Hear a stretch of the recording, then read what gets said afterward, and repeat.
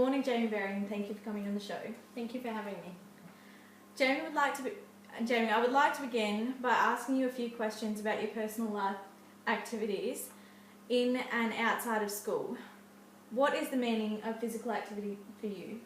To me, physical activity means being involved in activities that are physically demanding, including sports, games, dance, and other leisure pastimes.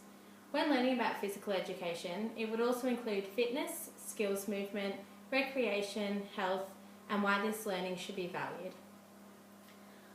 What types of physical activities did you participate in?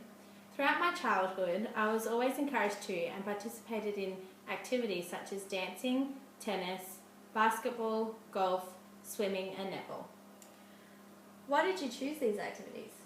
I believe the friends groups I had growing up influenced my choice in physical activity because I wanted to be involved in what my friends were doing. Some physical activities I became involved in were for social reasons more than the passion for the activity.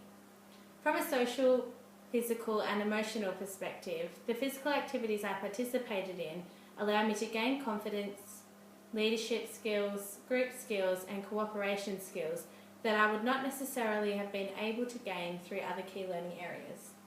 Who or what influenced your participation in physical activity? My mother was a dancer and went to a college to complete her degree as a dance teacher.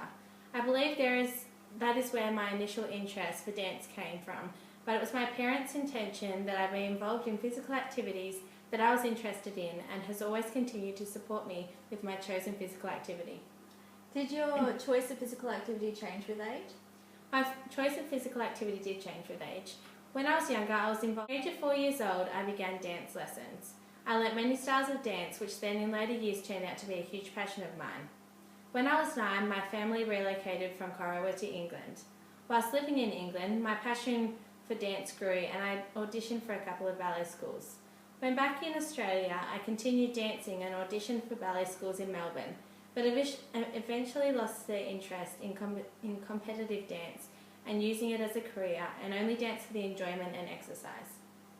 What are your current attitudes and feelings associated with physical activity? I see myself as an active individual, and when it comes to sports, I may not be a confident player in team sports anymore, but I am enthusiastic to learn new skills and further my knowledge and understanding about how and why teaching physical activities is so important. I now enjoy walking and taking Pilates classes and daily routine. How might these feelings influence your teaching of physical education in the K-6 context? When teaching, there must be an interest or passion behind the knowledge you are teaching, or how can you expect students to engage in what they are learning?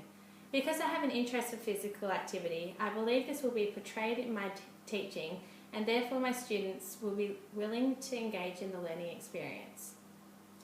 Have you brought any memorabilia along with you today of your participation in physical activities? I have. I've brought along with me a couple of trophies here.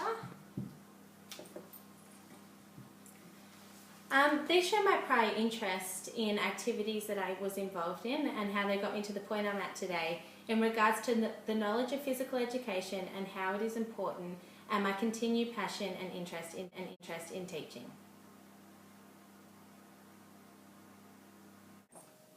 Today I brought Amy with me to describe to you what I believe is an ideal PDHPE teacher and how a variety of characteristics justify her inclusion and significance.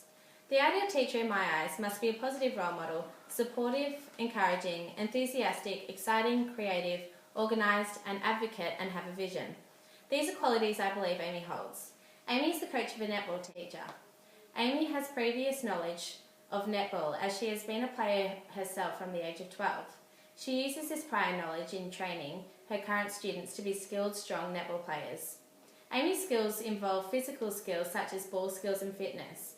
She also shows coordination and leadership skills and has the ability to work with in a team and guide and teach knowledge of this sport to her students. Amy, when you are training your students, and what activities and movements do you require of your students? Jamie, when I'm training my girls, we always begin with a warm-up. This may involve running around the court or oval, push-ups and sprint work. We then run through a number of drills including ball work, shooting practice and defence strategies. We then play modified games, rotating the players so they are gaining skills in all positions of the court, and finish up with concluding activity such as stretches and cool down. When training, I prefer not to use the boot camp strategy, but work with my girls using encouraging language, modelling and guiding them through their learning of new skills and strategies for the game. There are stereotypes that exist of PE teachers. People may get the image of physical education teacher being male only, which is false. Some PE teachers are also stereotyped to be aggressive, which again in many cases is false. It has been said that PE teachers are not as important as some other teachers within the school program, as physical education often carries a lowly status, as stated in the PDHPE primary school readings. In some schools, physical education is specialist organised.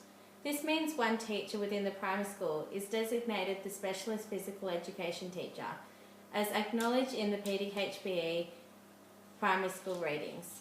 If the school I taught in followed this organisation of physical education, I think it would influence my teachings in the K-6 context.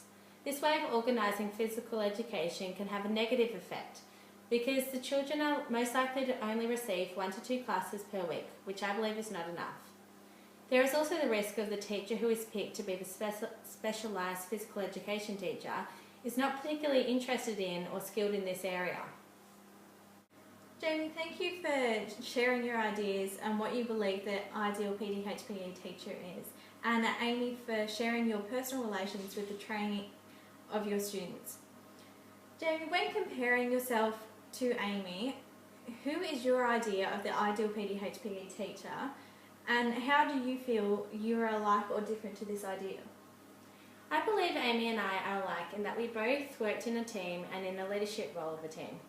I have taught dance to a small group of children and therefore believe I also have the skills and abilities similar to Amy, such as fitness and guidance skills, that will support me when teaching physical education. I am also different to this ideal, as I have not yet gained extensive knowledge of all aspects of physical education, and I feel I still need to work on being a confident speaker and model for children what I'm teaching.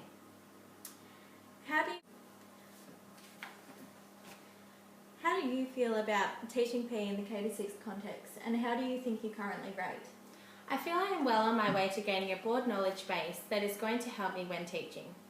By the time I finish this course, I will be a confident and knowledgeable teacher that is enthusiastic about learning and portray this theory to my students when they are learning about physical education to help them achieve the best outcome they are capable of.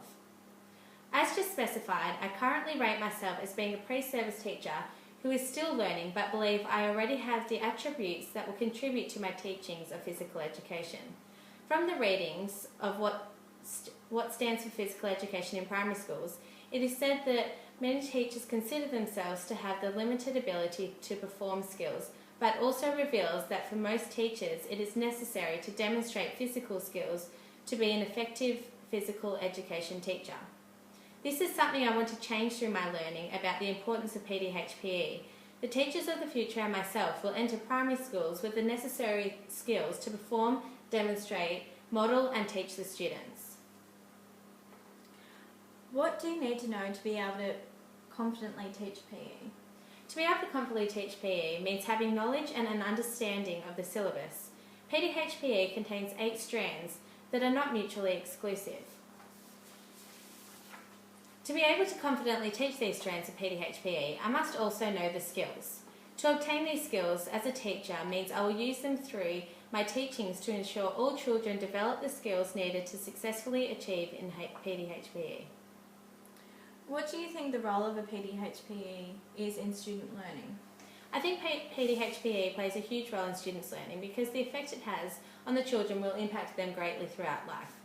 Depending on whether the child has a positive or negative experience of PDHPE is up to the teacher and how the children learn. To me, PDHPE is an important subject for children to learn and should be given the correct amount of time, energy and effort that all other subjects get. Well, Jamie, we're going to have to leave it there.